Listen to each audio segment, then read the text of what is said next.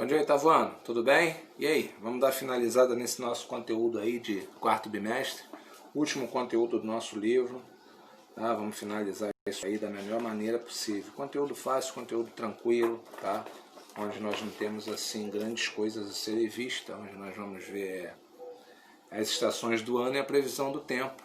Então nós vamos ver algumas definições, alguns conceitos aí que às vezes a gente confunde acerca disso aí, como o que é um clima, o que é um tempo, meteorologia, como se formam os ventos, os tipos de ventos, tá? Então nós vamos estar vendo tudo isso aí nesse conteúdo, tá? Último conteúdo, finalizamos esse ano aí cheio de desafios pra gente, tá? Um ano que alguns perderam, outros não, outros ficaram doentes, outros não, mas Deus sempre no controle de tudo, tá? Então vamos lá, vamos dar continuidade a isso aí. Então olha só, as estações do ano e a previsão do tempo. O primeiro tema disso aí fala assim, as estações do ano. São elas, primavera, verão, outono e inverno. Sua ocorrência está relacionada ao movimento de translação e a inclinação de aproximadamente 23,4 graus do eixo de rotação da Terra. Tá? Então, translação, a gente já sabe aí que é aquele movimento que a Terra faz em torno do Sol, ok? 365 dias, 6 horas e alguns minutos é o tempo de duração disso aí. E ele está altamente associado a esse eixo de inclinação da Terra, onde você tem a Terra que ela tem uma certa inclinação e tem um eixo que a corta. E esse eixo tem exatamente 23,4 graus.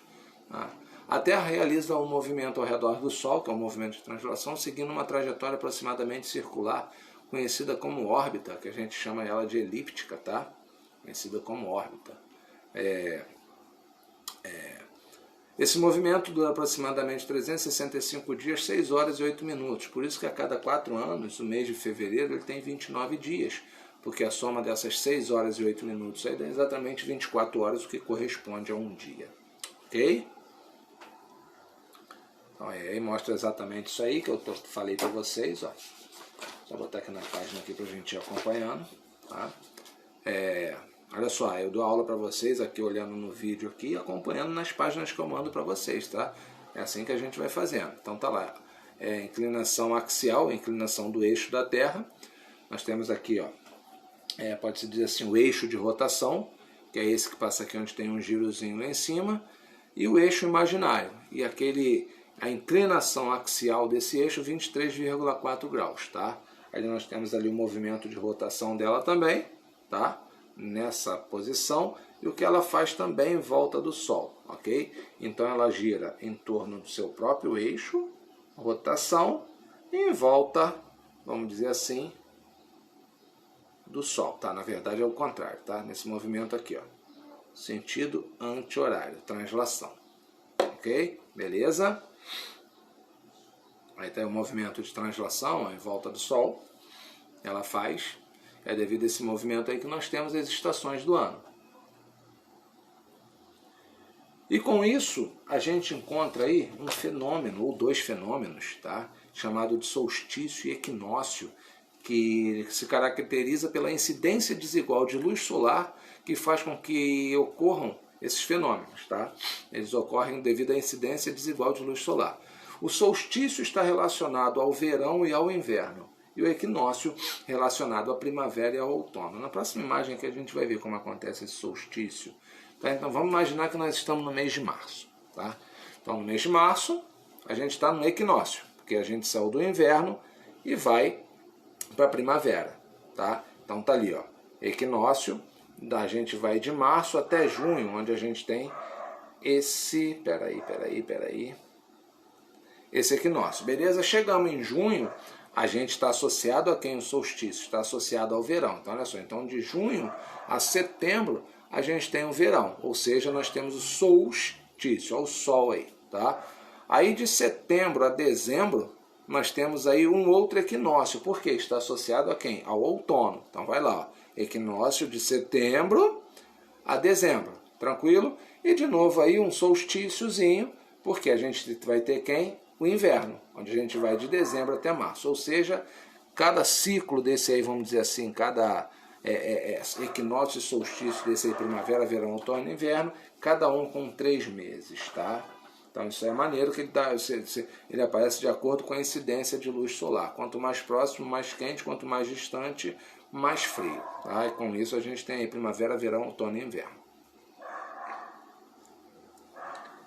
Condições atmosféricas, ou seja, são as condições associadas ao ar atmosférico, ao ambiente atmosférico, à atmosfera. A ciência que estuda essas variações atmosféricas e fornece dados que auxiliam na previsão do tempo é a chamada meteorologia, não meteorologia, tá, pessoal? É meteorologia, ok? E essa meteorologia, ela nem sempre é precisa. A gente vê que às vezes a gente, poxa, amanhã sol de 30 a 40 graus, e a gente se prepara todinho para ir para a praia, chove.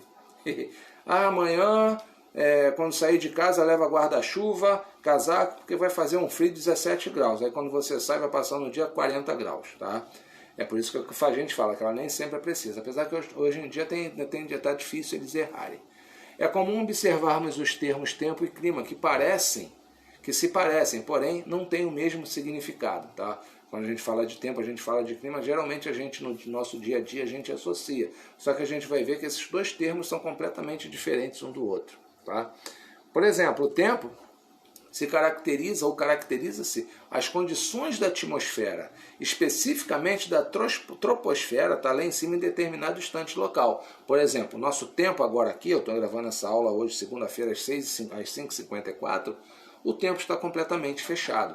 De repente pode acontecer que o tempo abra, tá? Ou seja, tem a ver com as condições da atmosfera, especificamente da troposfera, em determinado instante e local. Então, nesse instante aqui, nesse local, o tempo está completamente nublado, tranquilo?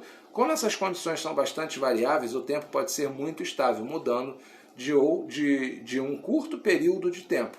Ou seja, daqui a pouco eu posso olhar para o céu quando chegar a noite, ver o céu estrelado, ver a lua, ver as estrelas, ver tudo, tá? Então o tempo se caracteriza com um instante, com o local que a gente está. Já o clima é um conjunto de características atmosféricas de uma determinada região, que são observadas em um longo período de tempo. Por exemplo, na região sul, é característico o clima de lá ser frio, tá? Ser geladinho, ter neve, ter essa característica. Neve não, aquela geada, tá? Então é característico no sul o clima lá ser frio. Aqui no Rio de Janeiro é característico o clima ser quente, tá? Que a gente chama de tropical, subtropical, tá? E no Brasil, de acordo com as regiões, existem vários climas, tá? Por exemplo, associado ao tempo, lá na região norte, chega uma certa hora do dia que chove todo santo dia. Então o tempo lá muda de uma hora para outra, tá? E com isso a gente tem os fenômenos atmosféricos. Os principais fenômenos atmosféricos que ocorrem na atmosfera são chuvas, umidade do ar e ventos. Eles estão associados diretamente conosco, tá? Por exemplo, as chuvas correspondem às quedas ou precipitações de gotas de água que se originam da condensação do vapor de água que subiu, o vapor quente da Terra subiu, presente na atmosfera. Então aqui embaixo ele é quente, ele sobe, fica leve e sobe. Chega lá em cima é mais frio, ele vai se condensar, aquele vapor d'água vai se condensar. O que vai acontecer? Ele vai precipitar na forma de chuva. Quando a chuva é muito forte, pode vir acompanhada de raios, tá? Aquele risco no céu, os relâmpagos, tá? Aquele barulho, e o trovão, tranquilo? Então isso aí, ó, quando a chuva é muito forte, ela pode vir acompanhada de raios, relâmpagos e trovão. Trovão, aquele relâmpago, é aquele barulho que sai junto com o raio, que pode-se dizer assim, os átomos rasgando, vamos dizer ali, a atmosfera, tá?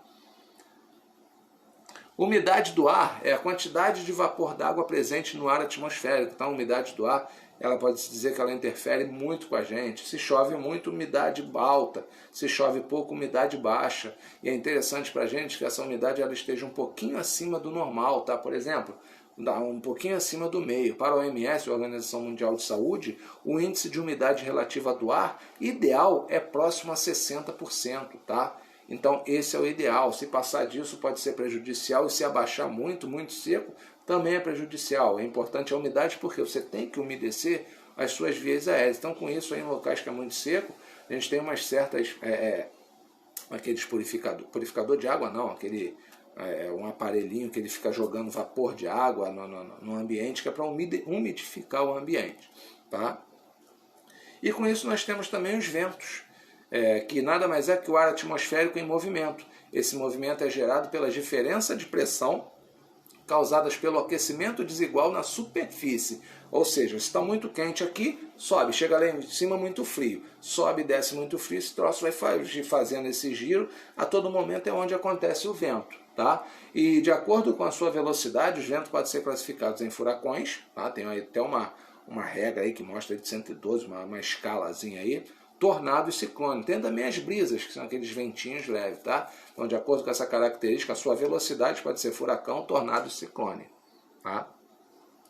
E a previsão do tempo que nós temos aí acerca desse nosso conteúdo, a previsão do tempo auxilia o ser humano no planejamento de diversas atividades cotidianas, a fim de evitar que as condições atmosféricas a impeçam ou a prejudiquem. Então hoje pode-se dizer que é muito difícil a previsão eles errarem. Geralmente eles dão a previsão certinha, tá?